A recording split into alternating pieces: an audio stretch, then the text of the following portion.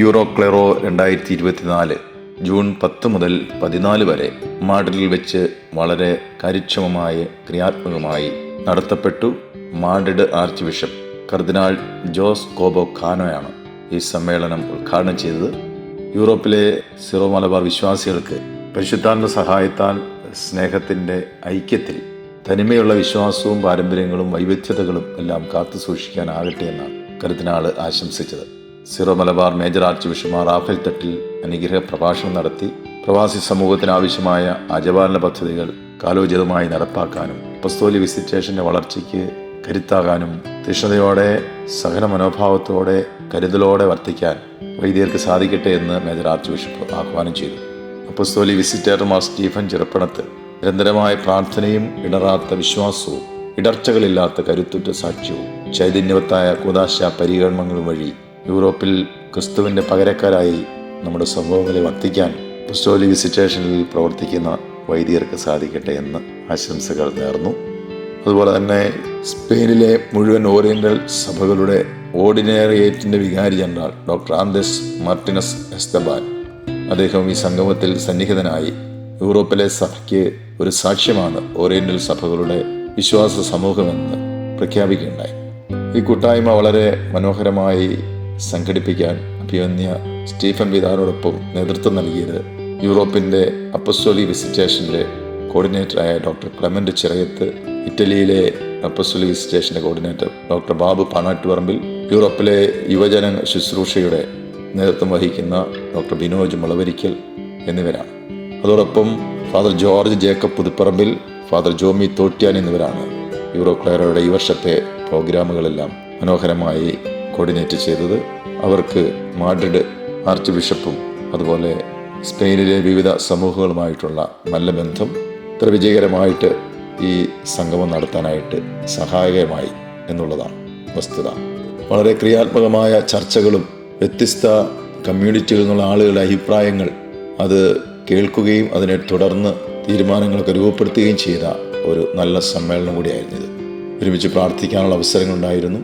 വിവിധ തീർത്ഥാടന കേന്ദ്രങ്ങളിലേക്ക്, പ്രത്യേകിച്ച് ആവിലായിലെ അമ്മ ത്രേസ്യായുടെ ജന്മസ്ഥലം, സെഗോവിയയിലെ കുരിശിൻ്റെ വിശുദ്ധ യോഹന്നാൻ്റെ തീർത്ഥകേന്ദ്രം, തൊളദയിലെ മർത്തമറിയൻ കമ്മ്യൂണിറ്റി, മാഡ്രിഡിലെ സെൻറ് തോമസ് കമ്മ്യൂണിറ്റി എന്നിവിടങ്ങളിലേക്കൊക്കെയുള്ള ആ യാത്രകൾ വളരെ ആത്മീയ ചൈതന്യത്തിൽ ഈ ഒരു സംഗമം നടത്താനായിട്ട് സഹായിച്ചു. യൂറോ ക്ലെറോ അപ്പസ്തോലിക വിസിറ്റേഷനിലെ വൈദികർക്ക് കരുത്തും പ്രചോദനവുമായി. അതോടൊപ്പം സ്പെയിനിലെ നമ്മുടെ വിവിധ സിറോ മലബാർ സമൂഹങ്ങൾക്ക് വലിയ ആവേശം ഈ ഒരു സംഗമത്തിലൂടെ സാധ്യമായി. നമ്മുടെ സഭയിലെ വിവിധ രൂപതകളിൽ നിന്നും ഒരു മനസ്സോടുകൂടി ഒരുമിച്ച് പ്രവർത്തിക്കുന്ന അപ്പസ്തോലിക വിസിറ്റേഷൻ അത് സഭ മുഴുവൻ്റെ ഒരു സാക്ഷ്യമായി നമ്മുടെ മിഷണറി ദൗത്യത്തിൻ്റെ മനോഹരമായ പ്രകാശനമായി ഇന്ന് വളർന്നുകൊണ്ടിരിക്കുകയാണ്. ഒരു രൂപതാ സംവിധാനത്തിലേക്ക് യൂറോപ്പിലെ മിഷണറി പ്രവർത്തനങ്ങൾ വളരട്ടെ എന്ന് നമുക്ക് പ്രാർത്ഥിക്കാം. Praise the Lord.